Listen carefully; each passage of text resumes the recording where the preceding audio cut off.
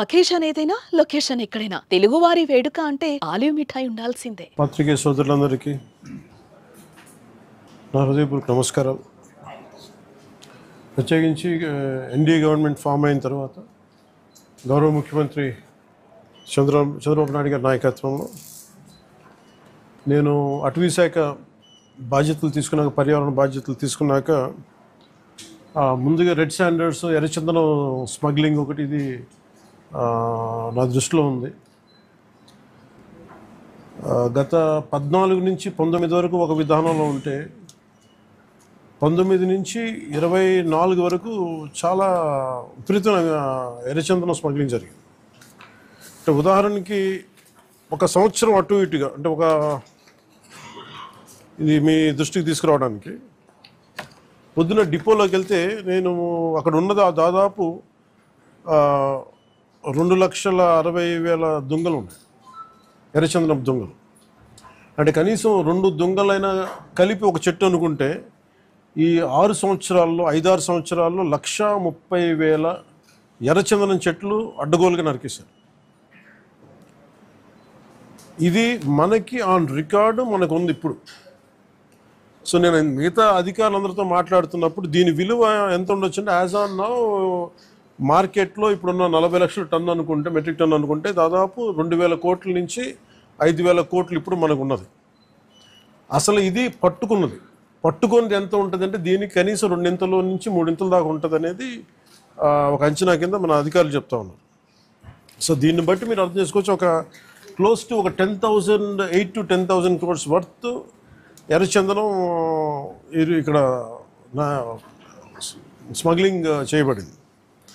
So నేను charge తీసుకున్న తర్వాత ముందస్తుగా ఏం చేసాం, ఏంటి ఇష్యూస్ ఉన్నాయంటే, మేము కర్ణాటక రాష్ట్రానికి వెళ్ళి మాట్లాడుతున్నప్పుడు, అంటే ఎంత అలసత్వంతో ఉన్నాం అని చెప్పడానికి 140 కోట్ల ఎర్రచందనం దొంగలు కర్ణాటక అటవీ శాఖ అధికారులు స్వాధీనం చేసుకున్నారు. దాన్ని వాళ్ళు అమ్మేశారు. అది నేను కుంకి ఏనుగుల కోసం వెళ్ళి వాళ్ళతో ఇంటరాక్షన్లో వాళ్ళు థ్యాంక్స్ చెప్తున్నాను, మీకు థ్యాంక్స్ చెప్పాలి, మాకు మీ వల్ల మాకు 140 కోట్లు మా అటవీ శాఖకి వచ్చినాయి అని. ఏంటి వచ్చినాయి అంటే, మీరు కొట్టేసిన ఎర్రచందనం, మీ స్మగ్లర్లు కొట్టేసిన ఎర్రచందనం దొంగలు మేము ఇక్కడ పట్టుకుని దాన్ని వేలం పాటలు అమ్మేసి మాకు 140 కోట్లు వచ్చిందని. అంటే దీనికి అప్పుడున్న మంత్రులు కానీ ఒక్కరు కూడా బాధ్యత తీసుకోలేదు. ఈరోజు దాన్ని పొలిటికలైజ్ చేయడానికి కూడా పెద్ద ఎక్కువ మాట్లాడే దాని గురించి, ఎందుకంటే జరిగిపోయిన దాని గురించి మనం ఏం చేయలేం, కానీ ఏం కరెక్షన్స్ చేయాలి భవిష్యత్తులో అనే దాని మీద ఉంది. దీంట్లో కూర్చోబెట్టి ఎస్పీ సుబ్బారెడ్డి గారి నేతృత్వంలో టాస్క్ ఫోర్స్ పనిచేస్తూ ఉంది, రెడ్ శాండర్స్ని ట్యాకిల్ చేసే టాస్క్ ఫోర్స్. దీని గురించి కూర్చోబెట్టి అటవీ శాఖ అధికారులతోటి కానీ అండ్ టాస్క్ ఫోర్స్ అధికారులందరితో కూర్చోబెట్టి 5 జిల్లాల ఎస్పీలతో కూర్చొని మాట్లాడాము. ఇప్పుడు దాకా ఒక రివ్యూ మీటింగ్ చేశాం.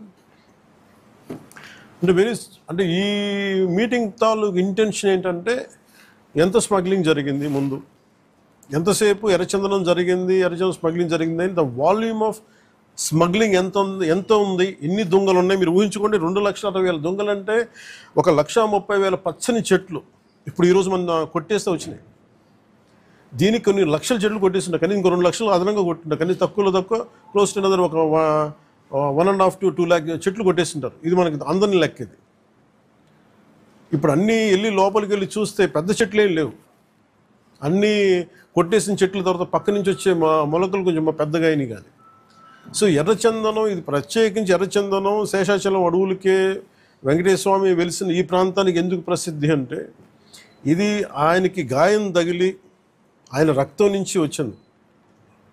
అందుకని దానికి ఆయన రక్తం కింద పడింది కాబట్టి ఆ రక్తాన్ని వృధా పోనివ్వటం ఎందుకని చెప్పి దానిని ఆయన ఎర్రచందనంగా చేశారనేది ఇది మన శాస్త్రాలు చెప్తూ ఉంటాయి. సో ఎర్రచందనం అనేది అంత ప్రాశస్త్యం దాన్ని.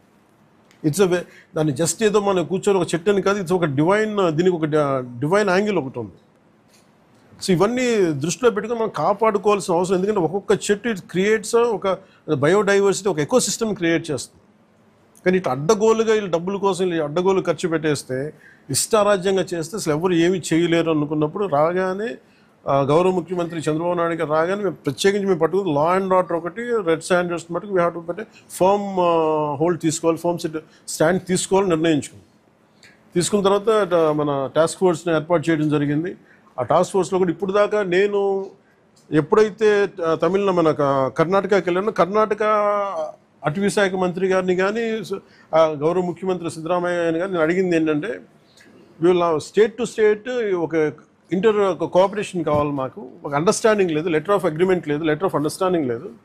ఎందుకంటే నేపాల్లో మన ఆంధ్రాకి చెందిన ఎర్రచందనం అక్కడ దొరికితే, ఎర్రచందనం మేజర్లీ ఆంధ్ర, ముఖ్యంగా మన శేషాచలం అడవులు, ఇక్కడ దొరికింది నేపాల్లో పట్టుబడితే, అది కూడా కొన్ని 100 కోట్లు పట్టుబడితే, నేను ఛార్జ్ తీసుకోగానే ఫస్ట్ పెట్టిన ఇది సంతకం ఏంటంటే అక్కడి నుంచి తీసుకురావడం. అంటే అది ఏముందంటే కంట్రీకి అండర్స్టాండింగ్ ఉంది. అంటే వేరే కంట్రీలో ప్రొడ్యూస్ అయిన ఉత్పత్తి అయినది ఏదైనా సరే అక్కడ దొరికితే అది మేము తిరిగి తీసుకురావచ్చు అనేది అది ఒక ఇంటర్పోల్లో లేదంటే ఒక బిట్వీన్ కంట్రీస్ ఉన్న ఒక అండర్స్టాండింగ్ ఉంది. అది మన రాష్ట్రాలకు ఎందుకు లేదని చెప్పి నేను ఆ ఇనిషియేటివ్ తీసుకొని కర్ణాటకకి వెళ్ళి కర్ణాటక ప్రభుత్వాన్ని, అటవీ శాఖ మంత్రి గారిని ఈశ్వర్ ఖండ్రే గారిని మాట్లాడి వారితో మాట్లాడి we have letter of understanding between states system, మన కర్ణాటకకి మన ఆంధ్రకి. అలాగే మనకి భూపేంద్ర యాదవ్ గారి దగ్గరికి వాళ్ళకి ఏం చెప్పారంటే, ఇది మీరు అన్ని స్టేట్స్కి మీరు అప్లై చేయండి మీరు అని ఆ రోజు కోరితే, తర్వాత రిపీటెడ్ మీటింగ్స్ జరిగినాయి, 2-3 మీటింగ్స్ జరిగినాయి, 5 మీటింగ్స్ తర్వాత నౌ అగ్రిమెంట్ అంటే ఏ స్టేట్లో ఆంధ్రప్రదేశ్ తాలూకు ఎర్రచందనం దొరికినా కానీ మనకి ఆ స్టేట్ మనకు తిరిగి అప్పగించేస్తుంది. అది ఎన్డీఏ ప్రభుత్వం తీసుకొచ్చిన ఇనిషియేటివ్. సో దాని ద్వారా ఎస్పీ గారు తన టాస్క్ ఫోర్స్ నిపించి ఎంతమందిని సార్ మనం కెన్ గివ్ ద డీటెయిల్స్? లేదు అంటే మిగతా రాష్ట్రాల్లో ఎంత పట్టుకున్నాం కదా, ఒక కిన్ని కేసులు క్లోజ్ టు రీసెంట్గా సార్ గుజరాత్ రాష్ట్రము, తర్వాత ఢిల్లీ, కర్ణాటక, తమిళనాడు రాష్ట్రాల నుంచి దాదాపుగా ఈచ్ రాష్ట్రం నుంచి 4 to 5 tons ఆఫ్ ఎర్రచందనాన్ని మనం సీజ్ చేసి మళ్ళీ వెనక్కి తీసుకురావడం జరిగింది సార్. దాదాపు ఒక 30-40 crores ఉంటుంది కదా, 25 to 30 crores. 25-30 crores ఉంటుంది. At the same time 149 persons other states ఏంటి, అదర్ స్టేట్ అఫెండర్స్ అందరినీ కూడా NBWC ఎగ్జిక్యూట్ చేసి అరెస్ట్ చేయడం జరిగింది సార్. తర్వాత ఈ మధ్యకాలంలో మనం టాస్క్ ఫోర్స్ 83% కన్విక్షన్ని మనం రీచ్ అవ్వడం జరిగింది సార్. అలాగే ప్రత్యేకించి ఉమ్మడి కడప జిల్లా ముఖ్యంగా 2-3 జోన్స్లో చాలా విపరీతంగా జరుగుతుంది. అంటే అది చాలా అసలు విలువైన వుడ్, అది అసలు ఆ సిస్టమ్ అంతా ఆ అడవికి చాలా అవసరం. అది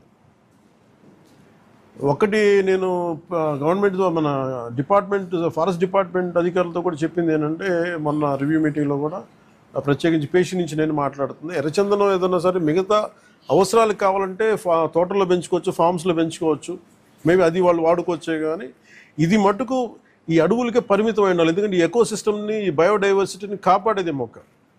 సో అందుకని దీని మీద ప్రత్యేకించి మేము శ్రద్ధ తీసుకుంటా ఉన్నాం.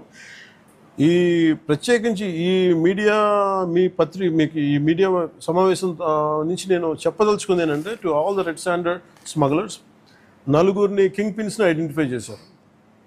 ఇట్స్ వాళ్ళని ఎలా పట్టుకోవాలి, ఏం తీసుకురావాలంటే దాని మీద చెప్పేవి కాదు కాబట్టి అవి టాస్క్ ఫోర్స్ కానీ state police and with help of forest department దాన్ని తీసుకెళ్తారు ముందుకి.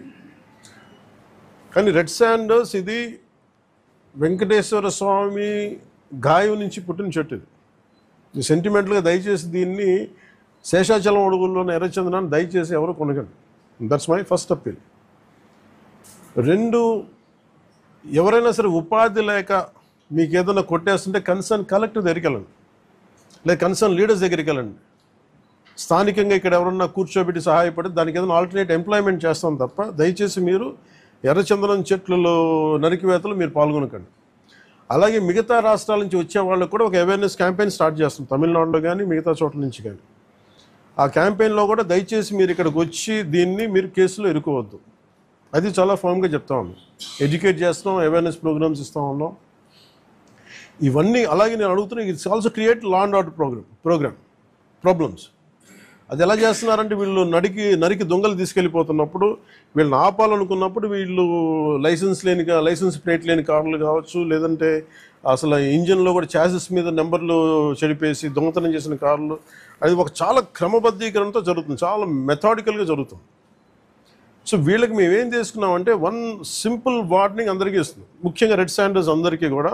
రెడ్ శాండర్స్ని ఎవరైతే సపోర్ట్ చేస్తున్నారో, మీరు స్మగ్లర్స్ కావచ్చు, కొట్టేసే వాళ్ళు కావచ్చు, కింగ్ పిన్స్ కావచ్చు, it's a very firm warning to you all. Operation Kagar లాంటిది ఎక్స్ట్రీమ్ లెఫ్ట్ వింగ్ ఎక్స్ట్రీజంనే హ్యాండిల్ చేయగలిగినప్పుడు ఈ కంట్రీ, ఒక ఐడియాలజికల్ బేస్డ్ ఉన్న వాళ్ళే కూర్చోబెట్టి కష్టమైపోతుంది లొంగిపోతున్నప్పుడు మిమ్మల్ని తాట తీసి కూర్చోబెట్టేస్తాం స్మగ్లర్లందరినీ. It's just a political will అంతే. మీరు కనుక ఇదే పనిగా చేస్తే 6 to 9 months ఆర్ 1 year అదే పని ఆపరేషన్ పెడతాం మీ అందరికి. మీరు స్వచ్ఛందంగా ఆపారా మంచిది, మీకు మీరు ఆపలేదా ఒక 1 year 1.5 year ప్రత్యేకమైన special zone, special operation create చేసి మళ్ళీ రెడ్ శాండర్స్ ఎవడన్నా తిరగాలి చెట్టు కొట్టాలంటే కూడా భయపెట్టే స్థితికి మేము తీసుకొస్తాం.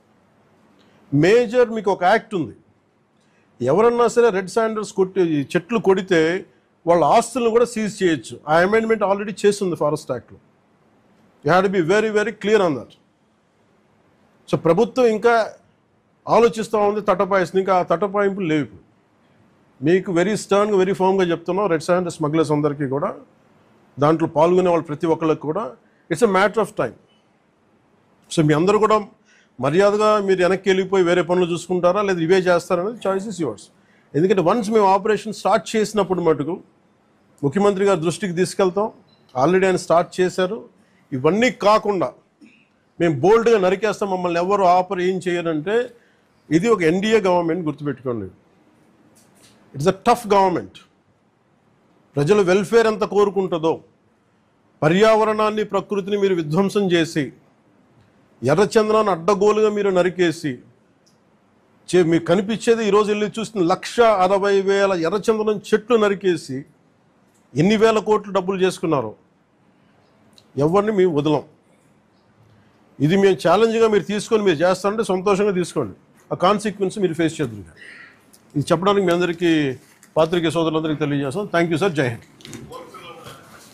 సార్. కోర్ట్స్ ద్వారానా సార్? కోర్ట్స్ ద్వారా అన్ని పనిష్మెంట్స్ ఉన్నాయి సార్ క్లియర్గా. నేను అనేది అంటే ఫస్ట్ ప్రైమరీగా ఏం చేయాలి sir? The biggest thing is మన ఇంట్లో మన పెరట్లో నుంచి వెళ్ళిపోతున్నప్పుడు ముందు మన పెరట్ని మన బార్డర్స్ని రక్షించుకోవాలి ఫస్ట్. వెళ్ళిపోయిన తర్వాత పోర్ట్లు వెళ్ళకముందు మన కంట్రోల్లో ఉండగా మనం ఆపడం ఫస్ట్ ప్రయారిటీ కింద పెట్టాను. ఇప్పుడు అదే మీరు అన్న మాట డిస్కషన్కి వచ్చింది. వేరే స్టేట్లతో మాట్లాడటం, నేను కర్ణాటక వెళ్ళి మాట్లాడగలను, తమిళనాడుతో వెళ్ళి మాట్లాడగలను, లేదంటే ఎస్పీ గారు మొన్న టాస్క్ ఫోర్స్ వాళ్ళు వెళ్ళి గుజరాత్ నుంచి పట్టుకొచ్చారు, సీజ్ చేశారు, ఢిల్లీ నుంచి సీజ్ చేశారు. ఇవన్నీ చేయొచ్చు, కానీ వాటన్నిటికంటే ముందు అసలు ఇక్కడి నుంచి ఒక మొక్క కూడా కొట్టకుండా ఉండి. ఎందుకంటే రాజస్థాన్లో వైష్ణవైట్స్ ఒక చెట్టు కొడితే దానికి ఒక యుద్ధాలు జరిగినాయి. సో అలాంటి నేను కోరుకున్న స్థానికంగా శేషాచలం అడవుల్ని మనకి వెంకటేశ్వర భక్తులందరూ కూడా మీరు కాపాడుకోవాల్సిన అవసరం.